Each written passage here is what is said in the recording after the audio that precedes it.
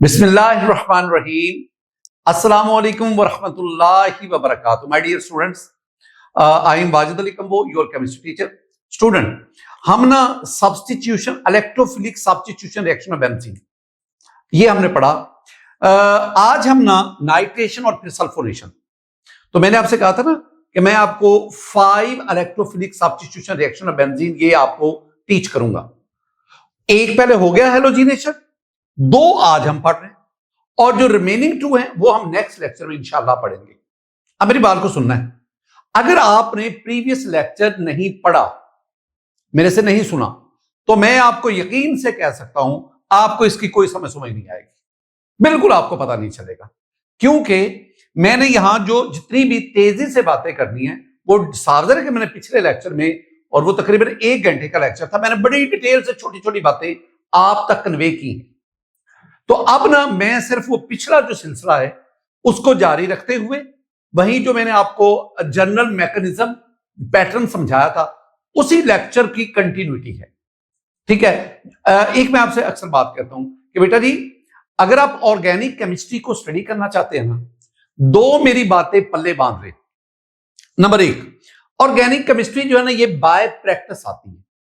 ये नहीं कि इक्वेशंस को रट्टे लगा के कभी याद नहीं होती। इक्वेशन लिख के रिएक्टेंट, प्रोडक्ट, कैटलिस्ट, कंडीशंस क्या है, लिख के बार बार लिख के उसके बैलेंस करके फिर वो आती है। दूसरी बात, ऑर्गेनिक केमिस्ट्री या बल्कि सारी मैं साइंस की बात ही करता हूं, बेहतरीन स्टडी है कंपैरेटिव स्टडी। आप चीजों को कंपेयर करो। मैं तो 2 बातें करता हूं ना कि कंपैरेटिव स्टडी से चीज आपको जल्दी याद होती है और दूसरी बात देर तक याद रहती है। अब कंपैरेटिव स्टडी क्या करनी, आपने पिछला लेक्चर उसमें आपने जनरल मैकेनिज्म को पढ़ा, उस जनरल मैकेनिज्म को मैंने हेलोजिनेशन पे अप्लाई किया, एक बात हो गई। अब वही बातें जो हमने हेलोजिनेशन में की थी ना सारी की सारी, मैं वही सारी डेफिनेशन, रिएजेंट, इलेक्ट्रोफाइल, मैकेनिज्म क्या, हेडिंग क्या, वही बातें, सेम पैटर्न। अब इसमें सिर्फ एक नई बात आएगी और वो है कि इसमें आपके पास एक नया इलेक्ट्रोफाइल आएगा, बाकी तकरीबन वही बातें। तो समझ लें कि जो लास्ट लेक्चर जिसमें हमने हेलोजिनेशन पढ़ा तकरीबन 60 to 70% डीटो कॉपी है, बाकी जो 40% आना है ना वो आपको लर्न करना पड़ेगा। नाइट्रेशन में भी यही बात मेरी और सल्फोनेशन में भी यही मेरी बात। और मैंने पहले आपसे कहा है ना कि जो हमने ऑर्गेनिक केमिस्ट्री को पढ़ना है ना, ये जो electrophilic substitution reaction of benzene है ना, ये ऑर्गेनिक केमिस्ट्री के पोर्शन का सबसे अहम तरीन ये टॉपिक है। तो आइए हम आगाज करते हैं। नाइट्रेशन, डेफिनेशन क्या है? Introduction of nitro group in benzene ring. ये ना बुक में लिखा हुआ है कि बेंजीन रिंग में आपने नाइट्रो ग्रुप को ऐड करना, इंट्रोड्यूस करवाना है, एडिशन नहीं है। ये मैंने नहीं कहा कि आपने नाइट्रो ग्रुप को बेंजीन रिंग में ऐड करवाना, नो नो नो नहीं। मैं अगर इस डेफिनेशन को मजीद सिंपल कर दूं ना, बहुत बहुत सिंपल सी, the replacement of hydrogen atom of benzene by nitro group is called nitration. The replacement of, क्या बोला? The replacement of hydrogen atom of benzene by nitro group, that is called the nitration. ये simple, ये जो मैंने बोली आप इसको लिख लो या ये वाली बात लिख लो, एक ही चीज है। First of all reagents. अच्छा, लास्ट लेक्चर में मैंने यहां पे कैटलिस्ट लिखा था, अब मैं रिएजेंट लिखता हूं, वजह भी समझना क्या है। जो मैं यहां रिएजेंट लिखूंगा ना, that is 1:1 mixture of concentrated nitric acid HNO3 and concentrated sulphuric acid H2SO4। ये अब एक मेरी बात को सुनना, अगर आप सिर्फ कंसंट्रेटेड नाइट्रिक एसिड यूज करें ना, नाइट्रेशन होगी। हॉट कंसंट्रेटेड नाइट्रिक एसिड सिर्फ यूज करें, नाइट्रेशन होगी, but that process is very slow. ये जो सल्फ्यूरिक एसिड है कंसंट्रेटेड, ये रेट ऑफ रिएक्शन को इंक्रीज करता है, यानी it will act as a catalyst.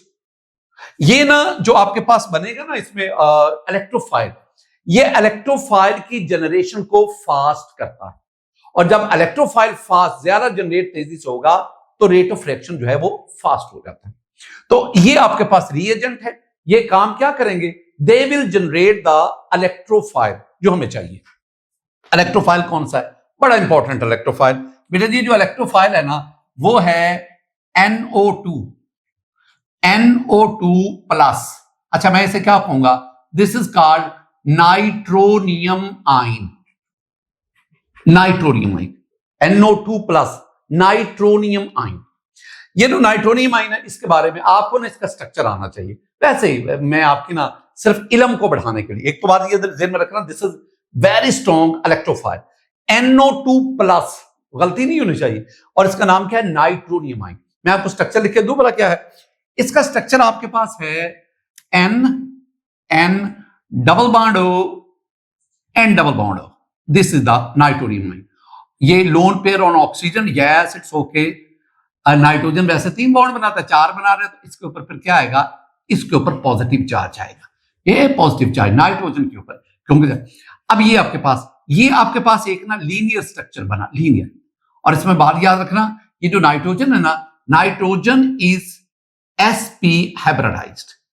ये तो वैसे ना मैं आपके साथ ना इलम बांट रहा हूं ये आपके पास बेटा जी। ये आपके पास it will act as electrophile. अब आ जाओ रिएक्शन क्या है, मैं यहां पर रिएक्शन लिख देता हूं। रिएक्शन क्या होगा, रिएक्शन है मेरे पास, ये बेंजीन है, बेंजीन का मैंने रिएक्शन करवाया नाइट्रिक एसिड के साथ, कौन सा, कंसंट्रेटेड, कौन, CONC कंसंट्रेटेड। और आपने यहां पे एरो के ऊपर H2SO4 लिखा, ये भी कंसंट्रेटर होना चाहिए, ये 2 बातें। और टेम्परेचर जो है ना वो 50 to 55 डिग्री सेंटीग्रेड, कुछ बुक्स में ना 60 डिग्री सेंटीग्रेड लिखा हुआ, 60 एक्सेप्टेबल है, ठीक है, 50 to 55। अब होगा क्या, मैं फिलहाल तो रिएक्शन लिख रहा हूं, मैकेनिज्म तो नहीं लिख रहा। होगा क्या कि आपके पास बनेगा, आपके पास मेरे बच्चे ये बनेगा बेंजीन, हाइड्रोजन निकला किसी एक कार्बन से, यहां से निकाल दो, और उसकी जगह पे NO2 आ गया, सब्स्टिट्यूशन हो गया, और जो हाइड्रोजन निकला वो नाइट्रिक एसिड के OH से मिलकर वाटर बना दिया, and the product is called benzene. आपने नोट किया, यहां से लेकर यहां तक मैंने आपको 4 बातें समझाई। First of all the definition of nitration, introduction of nitro group in benzene ring, या the replacement of hydrogen atom of benzene by nitro group is called nitration. दूसरी बात रिएजेंट, यानी वो कौन कौन से कंपाउंड्स हैं, केमिकल्स हैं जो इसमें रिएक्टेंट के तौर पर भी, कैटलिस्ट के तौर पर भी। और वो आपके पास मैंने कहा concentrated nitric acid and concentrated sulphuric acid, both should be in a ratio 1:1 mixture, concentrated होने चाहिए। यहां पे sulphuric acid it act as a catalyst, ये क्या करता है, ये रेट ऑफ रिएक्शन को इंक्रीज करता है। दूसरी बात, इसमें इलेक्ट्रोफाइल क्या, this one is very important MCQ, nitronium ion is the electrophile. मैंने कुछ आपको ना नाइट्रोनियम के आयन के बारे में छोटी सी इंपॉर्टेंट बातें आपको बता दी। बेटा जी नाइट्रोनियम आयन के बारे के बाद, उसके बाद आपने रिएक्शन लिखना है, benzene when treated with nitric acid, sulphuric acid 50 to 55, you have the nitrobenzene, this is the nitration, ये नाइट्रेशन है। अच्छा अब आए मैकेनिज्म पे। मैकेनिज्म, ये रिएक्शन जो है ना, ये जो मैं आपके सामने लिख रहा हूं, ये कितने स्टेप्स में मुकम्मल होता है। First of all we want to generate the electrophile, हम इलेक्ट्रोफाइल जनरेट करना चाहते हैं। कौन सा इलेक्ट्रोफाइल, इलेक्ट्रोफाइल वही जो आपके पास नाइट्रोनियम आयन है। मैं सिंपली वाला क्या लिखता हूं, मैं लिखता हूं आपको समझाने के लिए, ये पहले तो आपके लिए लिखूंगा ना, हम लिखेंगे जी HNO3 प्लस H2SO4, ये मेरे पास आ गया। HNO3 H2SO4 क्या क्या बनता है, क्या क्या बनता है, पहले देखना। मैं ये लिखता हूं, अब मैं समझाऊंगा आपको, मैं क्या समझा रहा हूं। HONO2, क्या बोला, HONO2, ये मैंने कोई नया नहीं लिखा, ये मैंने नाइट्रिक एसिड को लिखा है। ये HNO3 है ना, मैंने थोड़ा सा समझाने के लिए, और इधर मैं क्या लिखता हूं, HSO4, ये लिखते, इट्स ओके, इट्स ओके। अब होगा क्या, ये ना एसिड बेस रिएक्शन होगा। क्या बोला, एसिड बेस रिएक्शन। इसमें it will act as a base, it will act as an acid. क्यों, सल्फ्यूरिक एसिड बतौर एसिड क्यों काम करता है, ये भी तो एसिड है। जब स्ट्रॉन्ग और वीक एसिड का कॉम्बिनेशन होता है, उसमें स्ट्रॉन्ग एसिड प्रोटॉन देता है, वीक एसिड प्रोटॉन एक्सेप्ट करता है। यानी इसने H पॉजिटिव दिया, इसने H पॉजिटिव लिया, और क्या बन गया आपके पास? आपके पास वाटर बना। इसका मतलब है एक तो आपके पास ये बन गया वाटर, H2O। एक और चीज, ये जब यहां से OH ने ये निकला दोनों इलेक्ट्रॉन लेके, अब ये आपके पास क्या बन गया? ये बन गया जी NO2+। मैं से क्या कह रहा हूं? This is the nitronium ion. और ये बाकी आपके पास क्या बचा? HSO4-1। इसका मतलब ये हुआ कि ये जो रिएक्शन मैं आपके सामने बता रहा हूं ना, इस रिएक्शन में this is the acid base reaction. Sulphuric acid act as an acid while nitric acid act as a base. तो इसने प्रोटॉन दिया, इसने एक्सेप्ट किया, हमारे पास वाटर बना, और ये आपके पास क्या बन गया? ये इलेक्ट्रोफाइल है। एक बात याद रखना, ये को आम इलेक्ट्रोफाइल नहीं है। This is very very very strong electrophile. This is very strong. मैं दोबारा साफ, जरा मुझे ऊपर वाली इक्वेशन भी मुकम्मल करनी है। तो मेरे पास क्या बने? तीन मेरे पास प्रोडक्ट बने। एक तो मेरे पास बना ना NO2+। नाम बोलो क्या है? This is called nitronium ion. कोई गलती नहीं होनी चाहिए। NO3 नहीं मैंने लिखा, मैंने NO3 नहीं लिखा, NO2 लिखा है। और प्लस मैंने क्या लास्ट लेक्चर में कहा था? The species having positive charge they are electrophile. It has the positive charge, so it act as electrophile. और आम इलेक्ट्रोफाइल नहीं, वेरी स्ट्रॉन्ग इलेक्ट्रोफाइल। साथ ही आपके पास क्या बन रहा है? HSO4-। बेटा जी, मेरे बहुत प्यारे बच्चे, इसको ज़हन में रखना है। ये क्या है? ये लीवस क्या होगा? लीवस बेस या लीवस एसिड? हाँ, it will act as Lewis base. Lewis base, ये लीवस बेस के तौर पर काम करेगा, प्रोटॉन एक्सेप्ट करेगा ना, ये माइनस है ना, प्रोटॉन एक्सेप्ट करेगा। अच्छा, आगे हम चलते हैं, और साथ ही साथ आपके पास क्या बना? वाटर बना।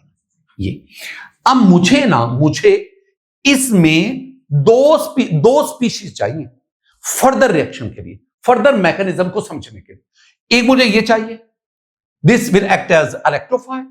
एक मुझे ये चाहिए HSO4-। इसके पास एक प्रोटॉन की कमी है, वो प्रोटॉन जो इसने इसको दिया था और वाटर बना था।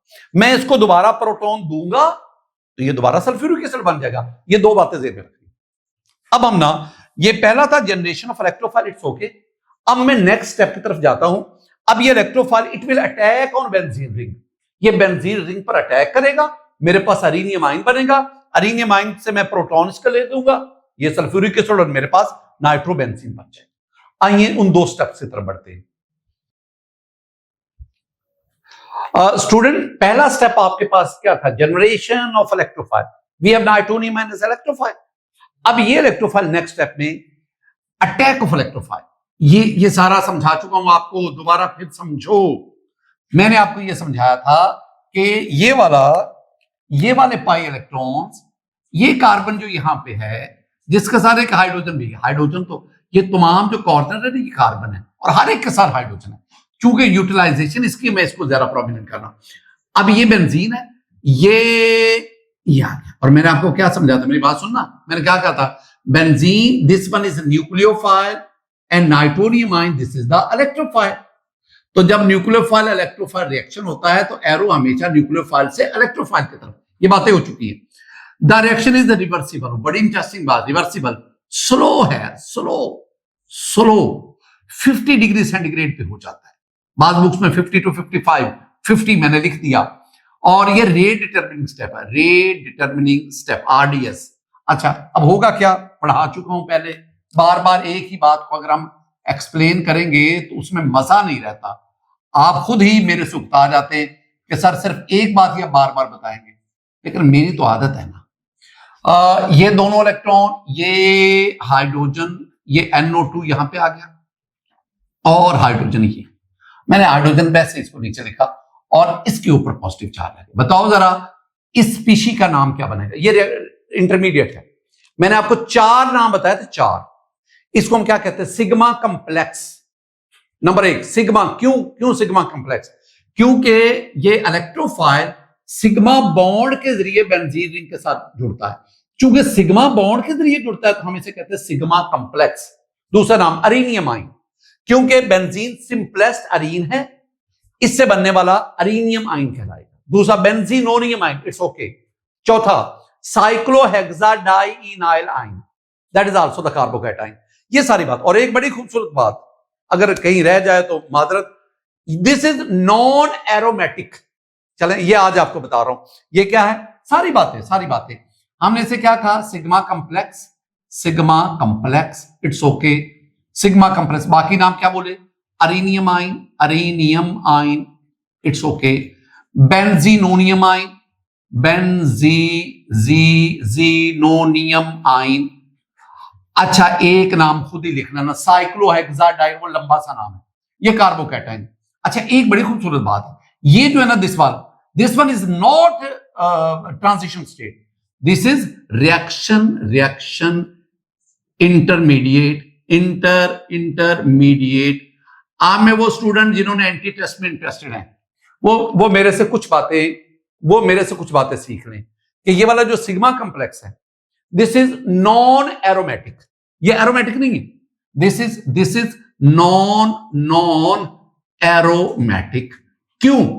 मैंने आपको बताया था ना कि एरोमेटिक कंपाउंड होने के लिए 4 कंडीशंस को फॉलो करना लाजमी। पहला साइक्लिक, तो आप कहें सर साइक्लिक है, ठीक है, एक बात तो होगी।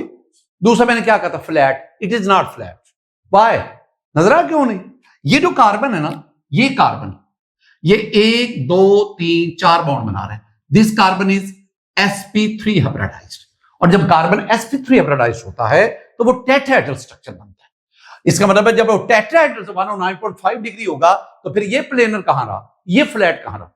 साइक्लिक जरूर है, फ्लैट नहीं है, प्लेन। और दूसरा, इसमें वैसी डीलोकलाइजेशन नहीं हो रही, वैसी कॉन्जुगेशन नहीं हो रही जैसे बेंजीन में थी। इसका मतलब है कॉन्जुगेशन भी यहां कंप्रोमाइज होगी। और चौथी बात, ये हक्कर रूल को फॉलो नहीं करता, इसमें 2 और 2 4 पाई इलेक्ट्रॉन है। आप हक्कर रूल लगाएंगे ना तो 4 पाई इलेक्ट्रॉन में आपके पास 1.5 आता है आंसर। इसका मतलब है होल नंबर में n की वैल्यू ही नहीं आती। तो सिर्फ साइक्लिक है, ना फ्लैट है, ना कॉन्जुगेशन कंप्रोमाइज है, और हक्कर रूल को फॉलो नहीं करता। लो, तो फिर ये खाक एरोमेटिक होगा, दिस इज नॉन एरोमेटिक। ये नई बात आपको बताई बेटा जी। ये होगी सारी बातें आपके ज़हन में आ गई। अब इसी को ही पकड़ो, यहां ले आओ। जब आप यहां सेम कोई नई बात नहीं, यानी आपके पास यहां पे अरीनियम आइन ही आया, नया नहीं लिया अरीन। अब क्या होना, D protonation, D mean removal. और व्हेन आई से द प्रोटोन, मैं क्या कहता हूं, प्रोटोन में किसको कहता हूं, प्रोटोन में कहता हूं H पॉजिटिव को, प्रोटोन में कहता हूं हाइड्रोजन आयन को, इसे मैं प्रोटोन कहता हूं। और एशन मीन प्रोसेस, यानी अब ये वो रिएक्शन होगा जिसमें प्रोटॉन रिमूव होगा। कहां से? बेंजीन से। ये वाला कार्बन, ये कार्बन जिसके पास ये था, अब क्या हो गया, लास्ट में समझा चुका हूं लास्ट लेक्चर में, ये दोनों इलेक्ट्रॉन जो इस कार्बन और हाइड्रोजन के दरमियान बॉन्ड का बायस है, ये इलेक्ट्रॉन यहां आ गए, ये यहां से रिलीज होगा। लेकिन ये तब ही इलेक्ट्रॉन इधर आएंगे, तब ही हाइड्रोजन प्रोटॉन बनकर रिलीज होगा जब आप किसी बेस से रिएक्शन करवाएंगे। अब ये आपके पास HSO4 माइनस क्या कहा था, लीवस बेस है। अब ये क्या करेगा, ये प्रोटॉन एक्सेप्ट करेगा, जो प्रोटॉन एक्सेप्ट करता है वो बेस है। अब ये प्रोटॉन H पॉजिटिव इसमें जाएगा तो क्या बन जाएगा, H2SO4। ये आपके पास बना H2SO4, इट्स ओके। और बाकी आपके पास क्या बन गया, बाकी बेटा जी वही चीज आपके पास बन गई ना, बेंजीन आपके पास रीगेन, यानी ये बेंजीन का इनर रीगेन हो गया, और यहां पे आपके पास क्या आ गया, NO2। तो this is the nitro benzene. दोबारा लिख रहा हूं, nitro benzene. All this is about the nitration of benzene. Let's move the next, that is sulfonation. अब क्या आ गई, सल्फोनेशन। फर्स्ट ऑफ ऑल वही बातें, we need the definition, we need the reagent, we need the electrophile, then the mechanism consists of 3 steps। वो ही सारी बातें जो हमने हेलोजिनेशन में पढ़ी, वही सारी बातें जो हमने किसमें पढ़ी है, नाइट्रेशन। यानी रेपिटेशन हो रही, कंपैरेटिव स्टडी। अब आपने वो चीजें अलाइन करनी है जो यहां नहीं आ रही, और यहां कुछ नहीं आएंगी बातें, नई भी आएंगी, पेचीदा भी आएंगी। जरा सुनो। पहली बात, introduction of sulphonic acid group SO3H, that is called sulfonic acid group. This one is a functional group. SO3H, sulfonic acid group in benzene ring. एक तो डेफिनेशन ये आ गई ना सल्फोनेशन की। अच्छा, मैं अगर आपसे कहूं कि बेटा जी आपके पास कोई डेफिनेशन है, वेरी सिंपल, क्या बोला? The replacement of hydrogen atom of benzene by SO3 sulphonic acid group. तो हाइड्रोजन एटम ऑफ बेंजीन को इस ग्रुप के साथ रिप्लेस करना, सब्स्टिट्यूट करना, तब्दील कर देना, that is called the sulphonation. आसान भाषा, आसान जुबान, the replacement of hydrogen atom of benzene, benzene का हाइड्रोजन एटम, उसको रिप्लेस करेंगे किसके साथ? हम SO3H ग्रुप के साथ। ये SO3H ग्रुप क्या कहलाता है? That is called sulphonic acid group. This replacement, this reaction is called electrophilic substitution reaction.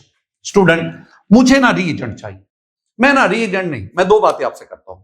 मैं बेंजीन का रिएक्शन करवाऊंगा, नंबर वन मैं बेंजीन का रिएक्शन करवाऊंगा with concentrated H2SO4। It's okay, ये पहली बात। Concentrated H2SO4, benzene plus H2SO4 and it is concentrated. हाँ, we need the temperature here. कुछ बुक्स कहती है 80 डिग्री सेंटीग्रेड, इट्स ओके, और कुछ बुक्स 120 डिग्री कह रही है। मैं 120 डिग्री, मैं 80 पे जाऊंगा, 80 डिग्री सेंटीग्रेड। मैंने डिफरेंट प्रोविंसेस की बुक्स का साथ साथ हवाला देता जा रहा हूं। मतलब कुछ बुक्स कहती हैं, इसका मतलब वो बुक किसी और प्रोविंस की हो सकती है। तो मेरे पास 80 डिग्री सेंटीग्रेड, मेरे पास benzene concentrated sulphuric acid, reaction होगा। इसमें से ना आपने क्या करना है, इसमें से HSO3 निकाल दो, 2 H और 1 H निकाल दो, निकाल दिया। SO4 है, SO3 निकाल दो। इसका मतलब है जब आप इसमें से HSO3 निकाल लोगे ना, तो फिर इधर H और O बच जाएगा, OH बच जाएगा। और आपने यहां बेंजीन को, हाइड्रोजन है ना, उस हाइड्रोजन को निकाल के उसकी जगह पे SO3H, और वहां से जो H है, इधर से जो OH है, मिलकर क्या बना देगा? वाटर। तो आपके पास क्या बनेगा? आपके पास ये बनेगा, प्रोडक्ट में आपके पास दो चीजें आ गई। एक तो प्रोडक्ट में आपके पास आ गया SO3H प्लस आपके पास क्या बनेगा? वाटर। बताओगे इसका नाम क्या है? Yes, it's name is benzene sulphonic acid. ये नई बात आ गई ना, बेंजीन सल्फोनिक एसिड, ये इसका नाम है, बेंजीन सल्फोनिक एसिड। अब अच्छा, एक तो मैंने ये आपके साथ, दूसरा मैंने अपने बच्चों को समझाना है कि मेरे पास अगर कंसंट्रेटेड सल्फ्यूरिक एसिड की बजाय मैं फ्यूमिंग सल्फ्यूरिक एसिड लेता हूं। आप कहेंगे सर ये फ्यूमिंग सल्फ्यूरिक एसिड क्या चीज है? समझो, ये जो फ्यूमिंग सल्फ्यूरिक एसिड है, ये तो बड़ी इंतहा की चीज है ना। Fuming sulphuric acid. अच्छा, पहला काम क्या करना है, आपने एक बीकर लेना है, एक बीकर, उसमें दो चीजें। पहले तो आप सल्फ्यूरिक एसिड ले लो, कौन सा? कंसंट्रेटेड H2SO4 ले लिया। अब आपने इसमें ना SO3 गैस मिक्स करनी, सल्फर ट्राइऑक्साइड गैस। अब ने ना 7% ये हो और 93% ये हो, ये आपका। अब ये जो आपके पास मिक्सचर बनेगा, this mixture is called fuming sulphuric acid. अच्छा, इसके और भी कई नाम है, मैं दो चीजें आपको बता देता हूं। एक तो याद रखना, ये जो फ्यूमिंग सल्फ्यूरिक एसिड है, इसको हम ना OLEUM, ओलियम भी कहते हैं। और इसका मैं फार्मूला वैसे लिखूं ना, जो टेक्निकल है, वो है H2S2O7 है।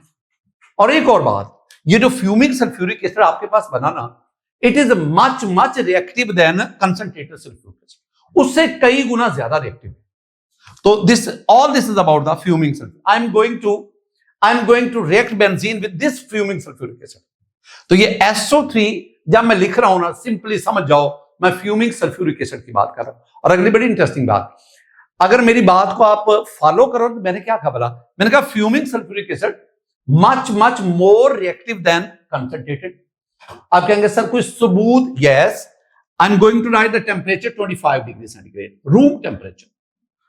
अब देखो ना, बेंजीन के साथ कंसंट्रेटेड रिएक्शन करवाने के लिए 80 चाहिए, बहुत ज्यादा टेम्परेचर हीट करना पड़ता है, और 80 डिग्री सेंटीग्रेड हमारे ख्याल में ये अच्छा खासा टेम्परेचर है।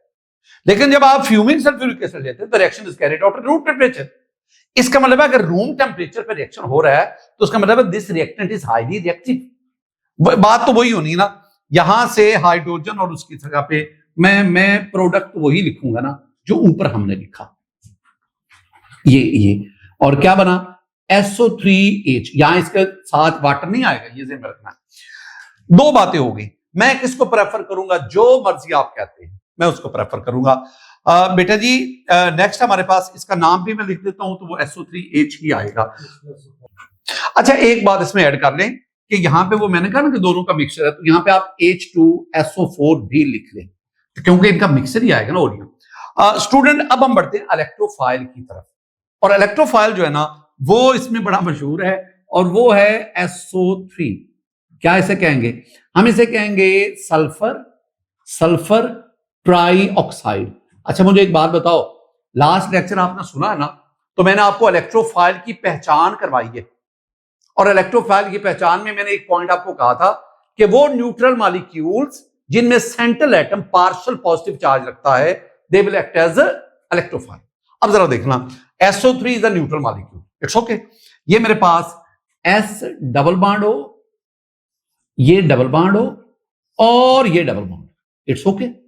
ये SO3 का मैंने स्ट्रक्चर लिख दिया, try angular planar structure. The electronegativity of oxygen is much greater than sulphur. हालांकि दोनों एक ही ग्रुप से ताल्लुक रखते हैं, लेकिन पीरियोडिक टेबल में फ्लोरीन के बाद सबसे ज्यादा हाईली इलेक्ट्रोनेगेटिव एटम कौन सा है, ऑक्सीजन।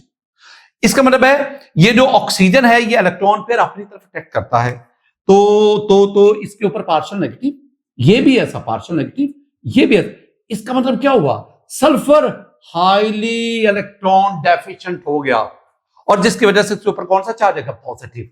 अब क्या बना, इलेक्ट्रोफाइल की जो मैंने डेफिनेशन करवाई, एक डेफिनेशन, न्यूट्रल मॉलिक्यूल्स जिसमें सेंट्रल एटम के ऊपर पार्शियल पॉजिटिव चार्ज होगा, they will act as electrophile. इसका मतलब है this SO3 is an electrophile. यहां पे बात खत्म नहीं होती, मैं कहूंगा this is not an electrophile, this is very very strong electrophile. आप सिर्फ इसे इलेक्ट्रोफाइल कह के इसका मजाक ना उड़ाएं, बल्कि कहें कि this is very very strong electrophile.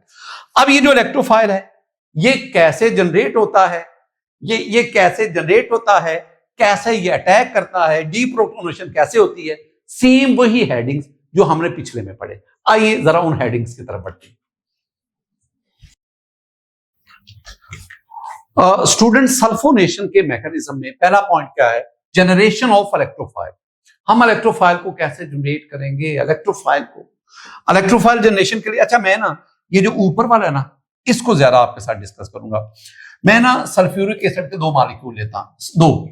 अच्छा मैं सिंपली तो फिलहाल तो यूं ही लिखूंगा ना, H2SO4 प्लस H2SO4। लो ये मैंने दो लिख दी। आप सावधान रखें, हमें हाई टेम्परेचर चाहिए, बहरहाल मैं सिंपली यूं ही इसको डील करूंगा। अच्छा अब मेरे पास ना ये दो चीजें आ गई, H2SO4। अब मैं इसको कैसे डील करता हूं, देखो मैं लिखता हूं ये जो H2SO4 है ना, मैंने एक तो बनाना है SO3, मुझे SO3 चाहिए, ये मैंने लिख दिया जी SO3 आपको समझाने के लिए। और देखो ये SO4 था ना, SO3 ये आ गया, बाकी क्या बचा, O बचा और H2 बचा, इट्स ओके। प्लस इसको मैं लिखता हूं HSO4। हाँ ये मैंने वही लिख दिया ना जो मुझे चाहिए।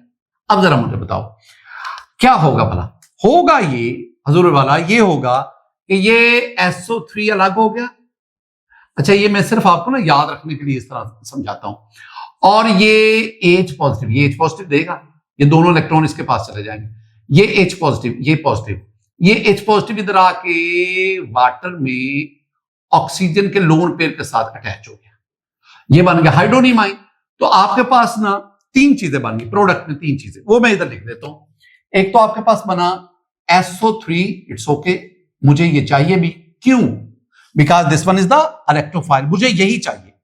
और साथ ही साथ आपके पास क्या बना, हाइड्रोनियम आयन, H3O+, ये भी आज चाहिए। और साथ ही ये HSO4 minus hydrogen sulphate ion, HSO4 minus hydrogen sulphate ion, ये आपके पास। अब ये आपको यहां से जनरेट हुआ, मुझे यहां क्या चाहिए, मुझे सिर्फ एक चीज चाहिए एंड दैट इज SO3। ये क्या है, दिस इज स्ट्रॉन्ग, बल्कि very strong electrophile.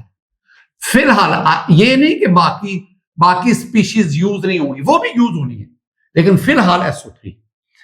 Step 1 is complete, generation of electrophile, electrophile generate हो गया SO3। अब अटैक ऑफ इलेक्ट्रोफाइल, वही अप्रोच जो पीछे आप 2 रिएक्शंस में पढ़ चुके हैं, वो आप जनरल मैकेनिज्म में पढ़ चुके हैं। और वो अप्रोच क्या है, अप्रोच वेरी सिंपल, कि ये कार्बन जिसके पास हाइड्रोजन है, ये इन दोनों इलेक्ट्रॉन की मदद से इस सल्फर के साथ बॉन्ड बनाएगा। अब यहां बड़ी इंटरेस्टिंग बात है, यहां बड़ी ही इंटरेस्टिंग बात है, और वो बड़ा क्या है, सल्फर 6 बॉन्ड बनाता है, 2 4 6। अगर ये सल्फर इस कार्बन के साथ भी बॉन्ड बना लेगा तो वो तो 7 बॉन्ड हो गए, 7 तो 7 बॉन्ड तो सल्फर बनाएगा ही। सल्फर मेजर 6, ये देख लो, सल्फर 2 4 6 7 नहीं बना सकता, लेकिन मैंने तो कार्बन के साथ इसका बॉन्ड बनवाना है, मैंने तो यूं बनाना है ना, ये देखो ना, ये बेंजीन, अब भला क्या होगा, यहां पे पॉजिटिव चार्ज आ गया, अरीनियम आयन आ गया ना, यहां पे एस सल्फर का मैंने बॉन्ड बनवाना है। अच्छा जी, वो तो फिर 7 बन जाएंगे, फिर क्या होगा, ये जो पाई इलेक्ट्रॉन है, ये इलेक्ट्रॉन ऑक्सीजन के ऊपर आ गए, एक तो ऑक्सीजन का अपना है, दूसरा सल्फर का है, जिसकी वजह से इस पे पार्शियल नेगेटिव नहीं फुल नेगेटिव चार्ज आ गया, तो इसका मतलब है इस ऑक्सीजन पर नेगेटिव चार्ज आ गया, बाकी वही डबल बॉन्ड हो एंड डबल बॉन्ड हो, इट्स ओके। मैंने इसको और इसको नहीं छेड़ा, डबल बॉन्ड हो सेम, डबल बॉन्ड हो सेम, जहां चेंज आती है मैंने सिर्फ उस चेंज को देखा। अब आपके पास ना ये बन जाएगा, यहां हाइड्रोजन शो करना है तो हाइड्रोजन शो कर लो, ये आपके पास, ये क्या हुआ, this is the attack of electrophile. और वो जो प्रोडक्ट आपके पास बना वो वही है, arenium ion, benzenonium ion, sigma complex, cyclohexadiene ion. This is not the transition state, this is not the activated complex, this one is the क्या, this one is the reaction intermediate, ये reaction intermediate है, and this is non aromatic. सारी बातें जो बार बार करता हूं मैं, बार बार revise कर रहा हूं। अब आपके पास ये बन गया, this is the arenium ion, it's okay. अब नेक्स्ट, इसी को ही पकड़ो, अच्छा ये इरिवर्सिबल रिएक्शन है, ये रेट डिटरमिनिंग नहीं, इसको पकड़ो यहां से, ये आप सेम। अब क्या होगा, अब ये आपके पास बेस आ गया, ये लीवस बेस, इसे प्रोटॉन चाहिए, मैं डी प्रोटोनेशन करवाऊंगा, डी रिमूवल प्रोटोनेशन, 2 मिनट पहले ये बता के आऊं, सारी बातें आपको पीछे ना मैं समझा के आऊं, ये सारी डी प्रोटोनेशन क्या है। अच्छा जी, अब इसका मतलब है, अब ये अरीनियम आयन प्रोटॉन देगा, कैसे भला, ये दोनों इलेक्ट्रॉन यहां आ गए, डबल बॉन्ड बहाल हो गया, और ये प्रोटॉन इसके साथ मिल गया, जब मिलेगा तो ये H2SO4 बन गया। अब आपके पास क्या बना, मेरे पास ये बना, ये बेंजीन तो शो करूंगा ना, अब डबल बॉन्ड बहाल हो गया, अब ये एरोमेटिक दोबारा बन गया, और इधर क्या है, S double bond O negative, अभी O नेगेटिव है, और ये हाइड्रोजन इसके पास, प्रोटॉन इसके पास, और ये क्या बन गया, H2SO4। बेटा जी देखो, SO3 यूज हो गया, yes it will use in the first step, use हो गया बतौर इलेक्ट्रोफाइल। HSO4 ये यूज हो गया, ये लीवस बेस के तौर पर, इसने प्रोटॉन को एक्सेप्ट किया और सल्फ्यूरिक एसिड बन गया, इट्स ओके। अब रह क्या गया, ये hydronium ion, H3O positive hydronium ion, हाँ अच्छा हाइड्रोनियम आयन की कभी स्ट्रक्चर देखा है, ये H3O प्लस होता क्या है, एक्चुअली ये 2 चीजों का कॉम्बिनेशन है, एक प्रोटॉन का और एक वाटर का, ये दोनों का कॉम्बिनेशन है। मतलब क्या है कि इसके पास H पॉजिटिव है, प्रोटॉन है, और नो क्वेश्चन देखो, O के ऊपर नेगेटिव चार्ज है, O नेगेटिव का मतलब इसको प्रोटॉन चाहिए, इसके पास प्रोटॉन है, तो फिर ये H3O क्या करेगा, अपना प्रोटॉन इसको दे देगा। जब प्रोटॉन मीन H इधर आ गया, H पॉजिटिव, तो आपके पास ये क्या बना, SO3H, आपके पास प्रोडक्ट क्या बनेगा, प्रोडक्ट जो मेरे पास बनेगा ना, वो बन गया SO3H प्लस मेरे पास आ गया वाटर, ये स्टूडेंट ये जो प्रोडक्ट है this is called the benzene sulphonic acid. मैं दोबारा लिखता हूं ताकि आपको याद रहे। This is called benzene sulphonic acid. अच्छा, इसमें ना टेक्निकल बात कौन सी है, जब हम पेपर चेक करते हैं ना उस वक्त हम उस बात को बड़ा नोट करते हैं। वो क्या? पहला स्टेप इरिवर्सिबल, फॉरवर्ड जा रहे हैं। दूसरा step irreversible, last one irreversible, पर दिस इज द रिवर्सिबल। ये रिवर्सिबल है, ये बात ध्यान में रखनी, ये रिवर्सिबल है, इसको आपने मद्देनजर रखना। डीप्रोटोनेशन यहां पे रिवर्सिबल है। Student, all this is about the mechanism of sulphonation. ये था हमारा आज का लेक्चर। इस लेक्चर में मैंने बेंजीन के इलेक्ट्रोफिलिक सब्स्टिट्यूशन रिएक्शन और दो वेरी इंपॉर्टेंट रिएक्शन को डिस्कस किया। मैंने आपको नाइट्रेशन ऑफ बेंजीन पढ़ाया, मैंने आपको nitration of sulphonation of benzene पढ़ाया। अब याद रखना एक बात, ये जो मैंने नाइट्रेशन ऑफ सल्फोनेशन पढ़ाई ना, ये सिर्फ बेंजीन की पढ़ाई। मैं जब लास्ट टॉपिक आपको समझाऊंगा ना तो फिर मैं आपको टोल्यूइन की भी नाइट्रेशन समझाऊंगा, मैं टोल्यूइन की सल्फोनेशन भी समझाऊंगा, मैं टोल्यूइन की क्लोरीनेशन और ब्रोमिनेशन भी समझाऊंगा। यानी फिलहाल ये जो मैं इलेक्ट्रोफिलिक सब्स्टिट्यूशन रिएक्शन आपको पढ़ा रहा हूं ना, ये मैं बेंजीन के पढ़ा रहा हूं, और आगे चल के मैंने आपको टोल्यूइन के भी इलेक्ट्रोफिलिक सब्स्टिट्यूशन रिएक्शन पढ़ाने हैं। मेरी दुआएं आपके साथ हैं। अल्लाह ताला की ज़ात आपको सेहत और ईमान वाली जिंदगी दे। अल्लाह ताला आपको इल्म की रोशनी से, इल्म की दौलत से मुनव्वर फरमाए। अस्सलाम वालेकुम।